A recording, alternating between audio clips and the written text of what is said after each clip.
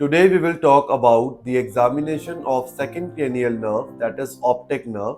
Testing includes the evaluation of visual acuity, the visual fields, the pupillary light reflexes and the accommodation reflex. Visual acuity is a measure of ability of your eyes to distinguish between shapes and details of an object from a particular distance. To test the visual acuity, we need a Snellen eye chart which is placed 20 feet away from the patient. We will test the weaker eye first and at the same time we will occlude the another eye either by your hand or we can use an occluder. Patient को 20 feet की दूरी से पूछा जाएगा कि आपको अपनी एक आंख से सबसे छोटी लाइन कौन सी नजर आ रही है स्नेलन आई चार्ट के ऊपर। उस छोटी लाइन जो स्मॉलेस्ट लाइन वो आपको रिपोर्ट करेंगे कि दिस इज द लाइन जो मुझे लास्ट अच्छे से क्लियरली विजिबल है। उसके साइड पे दी हुई विजुअल एक्विटी की फ्रैक्शन को हम नोट कर लेंगे एंड सिमिलरली अब हम जो वीकर आई के अलावा जो आपकी अनदर आई है उसकी टेस्टिंग करेंगे। अगर पेशेंट को 20 फीट से सबसे टॉप वाली लाइन नजर नहीं आ रही तो हम 3 फीट का डिस्टेंस कम कर देंगे, यानी हम 20 फीट से अब पेशेंट को 17 फीट पे बिठाएंगे and now we will ask the patient to read the smallest line which is possible. अगर पेशेंट को 17 फीट से भी नजर नहीं आया तो हम 3 फीट और डिस्टेंस कम कर देंगे। तो इस तरीके से हम 3-3 फीट करके डिस्टेंस कम करते रहेंगे अगर पेशेंट को सबसे टॉप वाली लाइन भी नजर नहीं आती तो।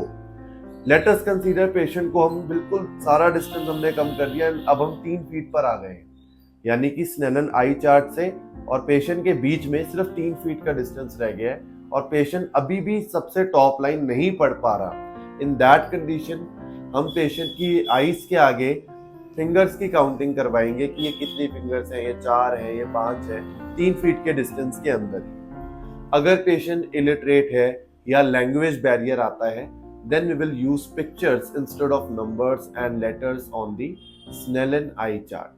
Let us consider patient की visual acuity fraction 20/40 आई। इसका मतलब ये है कि उस पेशेंट को स्मॉलेस्ट लाइन जो नजर आ रही है वो नॉर्मल लोगों को 40 फीट से नजर आती है और उस पेशेंट को 20 फीट से नजर आ रही है। सो एक ऐसी स्मॉलेस्ट लाइन जो लोग अगर नॉर्मल आए होती तो 40 फीट से उसको क्लियरली नजर आती, लेकिन इस पेशेंट को वो स्मॉलेस्ट लाइन 20 फीट से क्लियर नजर आ रही है। Accommodation means the ability of eyes to change their optical power to maintain and focus on an object whose distance is varying.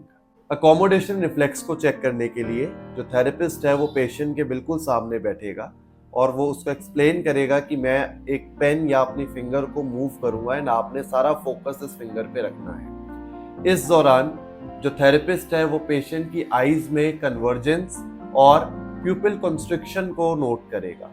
So ma'am ये एक पेन है मेरे हाथ में, आपने इस पेन की टिप पे फोकस करना है। जैसे जैसे मैं पेन को आपके पास ले जाऊंगा, दूर ले जाऊंगा, आपका सारा फोकस इस पेन की टिप पे रहना चाहिए, ठीक है। The therapist will slowly move the object towards the patient eyes. आप 3 सेंटीमीटर तक जाएंगे and you will observe the convergence in patient eyes and pupil constriction. Relax. Pupillary light reflex की टेस्टिंग के लिए we need a pen torch, लेकिन अभी मेरे पास pen torch available नहीं है। That's why I am using a basic torch light. हम patient की एक आई के अंदर लाइट को शाइन करवाएंगे और उस आई का प्यूपिल हम नोट करेंगे कि प्यूपिल में कंस्ट्रिक्शन हुई या नहीं हुई। तो हमने लाइट शाइन करी एंड प्यूपिल में कंस्ट्रिक्शन देखने को मिलेगी नॉर्मल केसेस में। इसके साथ साथ जिस आई में आपने लाइट शाइन नहीं करी उसमें भी आपको प्यूपिल कंस्ट्रिक्शन देखने को मिलेगा। अब ऐसा क्यों? Because of the optic fibres they are crossing over in the pretectal area of the mid brain. So इसीलिए अगर आप एक आई में शाइन करते हैं लाइट तो उसके प्यूपिल के साथ साथ दूसरी आई का प्यूपिल भी कंस्ट्रिक्ट हो जाएगा।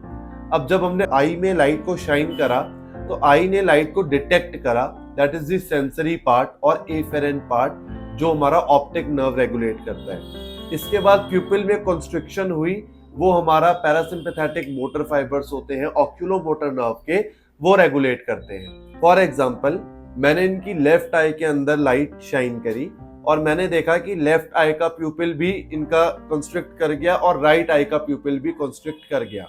तो लेफ्ट आई का pupil constriction is called as direct light reflex, क्योंकि डायरेक्ट लाइट गई और इसलिए वो कंस्ट्रिक्ट करा।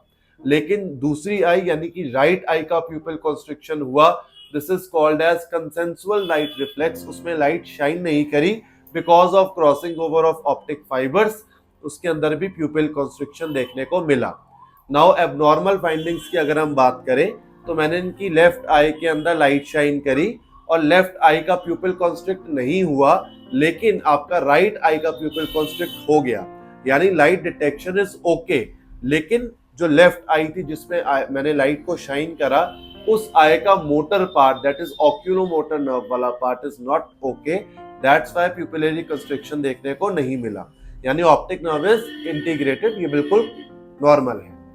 लेकिन अगर मैंने इनकी लेफ्ट आई में लाइट को शाइन करा और ना ही मुझे डायरेक्ट लाइट रिफ्लेक्स मिला, ना ही मुझे कंसेंसुअल लाइट रिफ्लेक्स मिला, यानी कि दोनों ही प्यूपिल्स में कंस्ट्रिक्शन देखने को नहीं मिली, इट मींस द एफेरेंट और द सेंसरी और the optic nerve integrity is not well maintained. Visual field की टेस्टिंग के लिए हम पेशेंट को बिल्कुल थेरेपिस्ट के सामने बिठाएंगे और पेशेंट को बोलेंगे कि वो एक एक करके अपनी एक आई को बंद करेगा, ऑक्लूड करेगा। सो अपनी एक आई को क्लोज कर लीजिए और जो थेरेपिस्ट है वो सेम कॉरेस्पॉन्डिंग आई को क्लोज करेगा, सो दैट जो विजुअल फील्ड है वो दोनों का बिल्कुल सिमिलर हो और टेस्टिंग जो है वो इजीली हो पाए। So I am also closing my right side because the patient has closed her left side. Now हम दोनों का जो विजुअल फील्ड है वो बिल्कुल सिमिलर है। अब आप किसी भी ब्राइट कलर्ड ऑब्जेक्ट का यूज कर सकते हैं या आप अपने फिंगर्स को मूव करके भी पता लगवा सकते हैं विजुअल फील्ड के बारे में। So ma'am, I will move my finger in different areas and I will ask you कि आपको नजर आई या नहीं है। ठीक है, हम दोनों ने सेम टाइम पे रिपोर्ट करना है कि यस हमें नजर आई। अगर हम सेम टाइम पे रिपोर्ट नहीं कर पाते, इट इंडिकेट्स कि विजुअल फील्ड में कहीं ना कहीं कुछ ना कुछ प्रॉब्लम है। ठीक, सो I have close my I.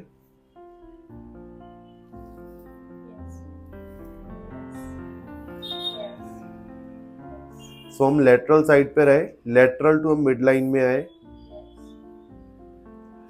इसके बाद मीडियल आई फील्ड में हमने देखा, देन टॉप टू बॉटम गए। सो आपने हर एक डायरेक्शन को कवर करा। Make sure patient eye ball move ना करे, the patient should not do like this. आपकी आई बॉल पेशेंट का जो आई कांटेक्ट है हमें मेंटेन रखना है, राइट। सो पेशेंट और थेरेपिस्ट अपना आई कांटेक्ट मेंटेन रखेंगे। We will show that right object in different directions from lateral to medial, top to bottom, medium to lateral, bottom to top, and इस तरीके से हम पूरे विजुअल फील्ड को assess करेंगे। अगर पेशेंट और थेरेपिस्ट को सेम टाइम पर वो चीज नजर नहीं आती या सेम टाइम पे वो रिपोर्ट नहीं कर पाते या वैसे ही नजर नहीं आती, it indicates that there is something problematic with the optic nerve due to which the visual field is not maintained.